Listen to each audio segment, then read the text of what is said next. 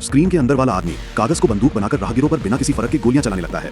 जैसे जैसे एक एक करके लोग गिरने लगते हैं, आसपास खड़े तमाशबीन डर कर चारों तरफ भागना शुरू कर देते हैं, पर कातिल रुकने का नाम ही नहीं लेता। कुछ ही पलों में कभी चहल पहल से भरी वो सड़क एक भयानक नरक जैसा दृश्य बन जाती है। असल में इससे पहले उस आदमी को अरबों में एक सुपर पावर मिल चुकी थी, जिसके कारण स्पेशल फोर्स उसका पीछा कर रही थी, लेकिन इसी चक्कर में उसकी गर्लफ्रेंड की जान चली गई। टूटा हुआ वो आदमी अब समाज से बदला लेने पर उतर आया और धमकी दी कि वो एक दिन में 1000 द्वीप देश वालों को खत्म कर देगा। उसने तो लोगों के मोबाइल स्क्रीन तक हैक कर लिए। अनजान लोग इसे कोई मजाक समझ रहे थे, पर नतीजा बहुत भयानक होने वाला था।